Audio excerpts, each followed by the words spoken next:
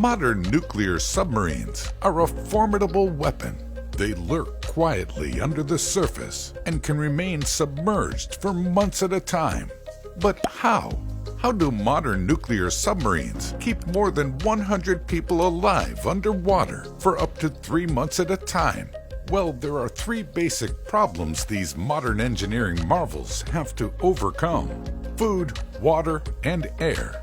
All submarines face these issues, but they are particularly acute for nuclear subs, which tend to stay submerged for much longer periods.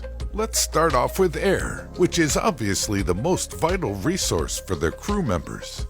The air in a submarine is closely monitored and filtered. There are a few different mechanisms used to maintain breathable air in subs.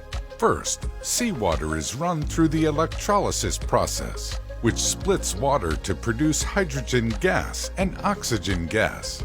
The oxygen from this process can then be used to supply the sub.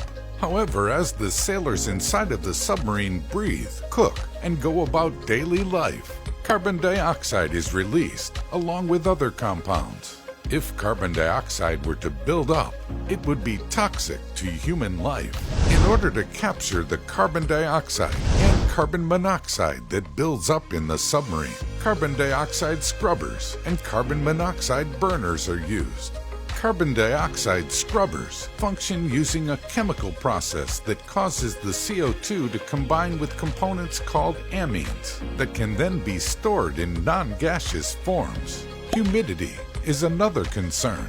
With that many people breathing in a close space, moisture can easily build up on the walls and equipment.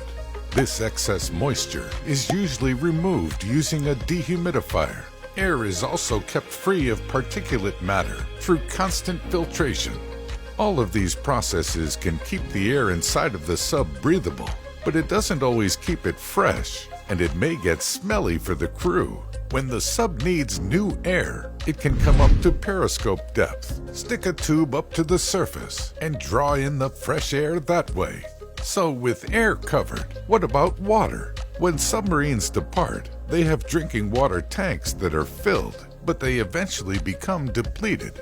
The subs themselves are surrounded by water, but that seawater is obviously too salty to be used for drinking. Instead, it is used for other purposes, such as flushing toilets.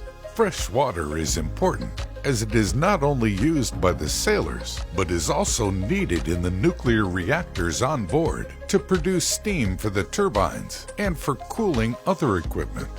In order to turn seawater into fresh water, it is typically either run through the process of reverse osmosis or it is distilled. The distillation plant on some submarines can produce 10,000 to 40,000 gallons of fresh water per day. Submarines also have special reactors that can break down CO2 to release the oxygen, which is then combined with hydrogen from the electrolysis process to produce liquid water. As for food, this is actually the main limiting factor for how long a submarine can stay underwater. Submarines have very little space to store bulky food items and generally take only 90 days of food at a time. There is usually only enough fresh food for 2 weeks or so, and after that, it is canned and frozen food for the rest of the trip. So submarines can stay underwater for months because they have systems like air recirculation and water reclamation units, nuclear reactors, and months of food supply on board to keep everything running smoothly. Submarine engineers have really thought of everything.